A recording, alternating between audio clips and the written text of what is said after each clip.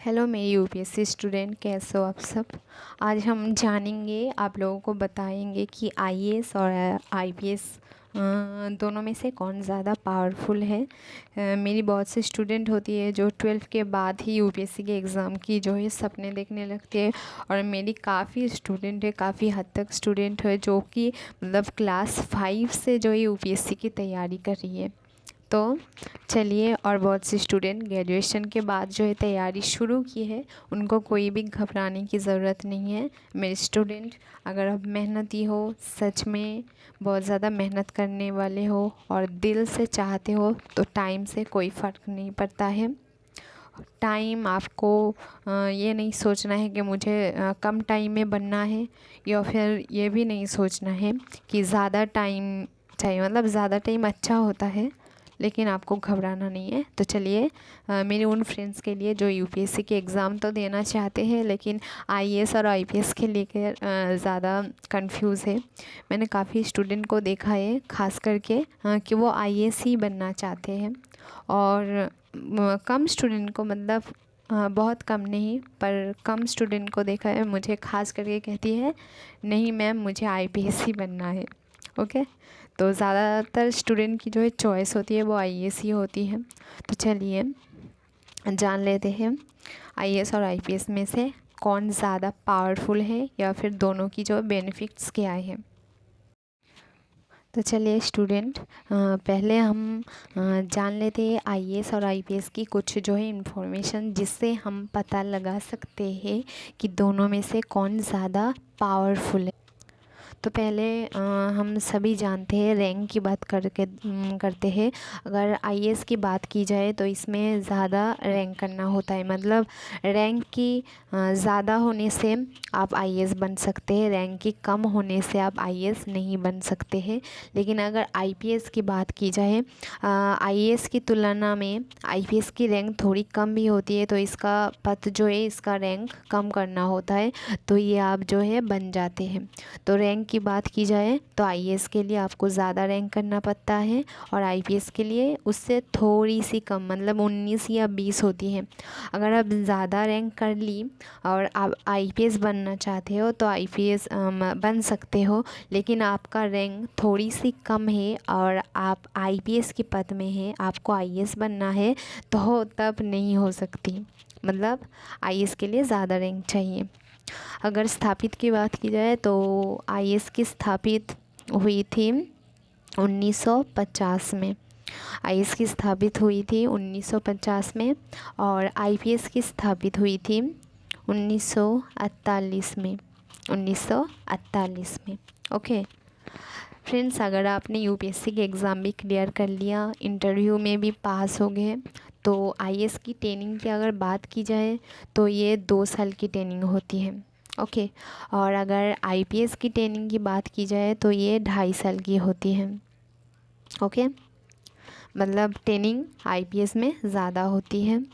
अगर यूनिफॉर्म की बात की जाए तो आईएएस की कोई यूनिफॉर्म नहीं होती है, लेकिन आईपीएस की यूनिफॉर्म एक ऑफिशियल यूनिफॉर्म होती है।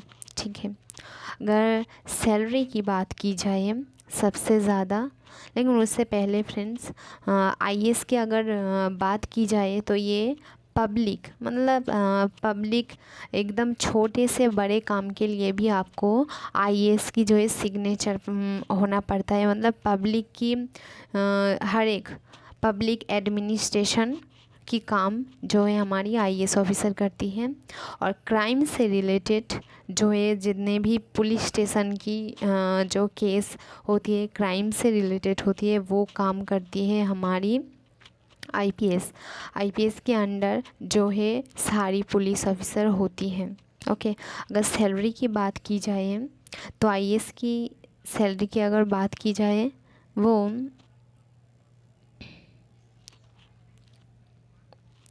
Sorry friends,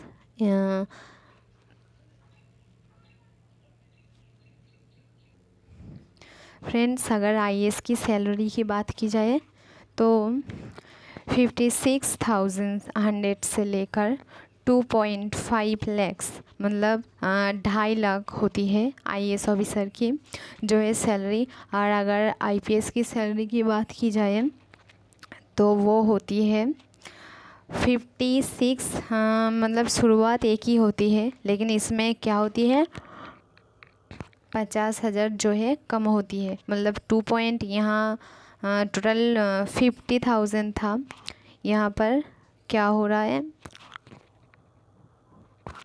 25,000। मतलब सिर्फ 25,000 की जो है सैलरी में डिफरेंस होती है। तो जान लिए आप सब जो है आईएएस और आईपीएस की पूरी जो है इंफॉर्मेशन।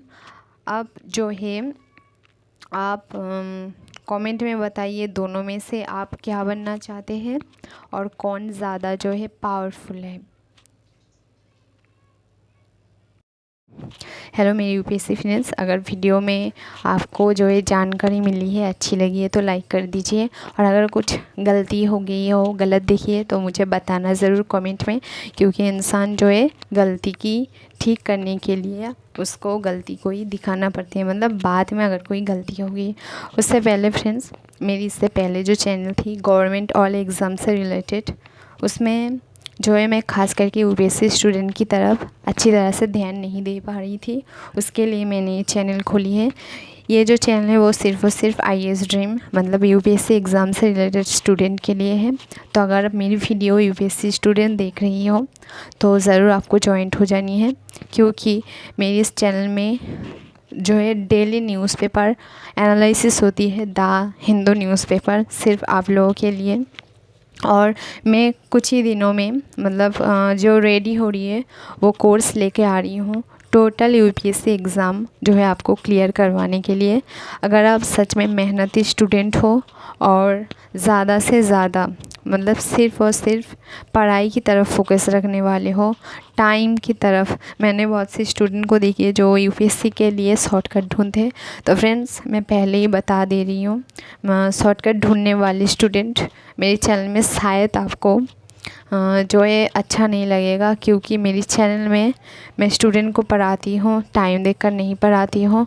कभी कभी जो है पढ़ाई एकदम कम टाइम में हो जाती है, कभी कभी थोड़ी सी ज़्यादा लग जाती है।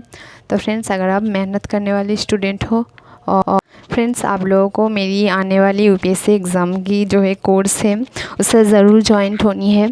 उसमें क्या होगा, हिंदी में आपको कोर्स होगा, उसमें आपकी जो है इंग्लिश पेपर और जो है टोटल जितने भी यूपीएससी की पेपर है ख़ास करके पूरी तरह से एनालिसिस किया जाएगा, आपको तैयारी किया जाएगा। तो कोर्स में आपको ज़रूर जॉइंट होनी है, क्योंकि कोर्स बहुत जल्द ही अपडेट होने वाली है आप लोगों के लिए। Okay friends, thank you. खास करके मेरी मेहनत करने वाली यूपीएससी स्टूडेंट को लिए मैं कहूँगी, अपनी तबीयत की ध्यान रखिए, पढ़ाई को दिल से पढ़िए, मेहनत करती रहिए, क्योंकि यूपीएससी की जो ड्रीम है कोई छोटा ड्रीम नहीं है। और ख़ास करके नेगेटिव इंसानों से जो है दूर रहिए, जो आपको मोटिवेट करती है, सॉरी फ्रेंड्स, डीमोटिवेट करती है। Okay, thank you.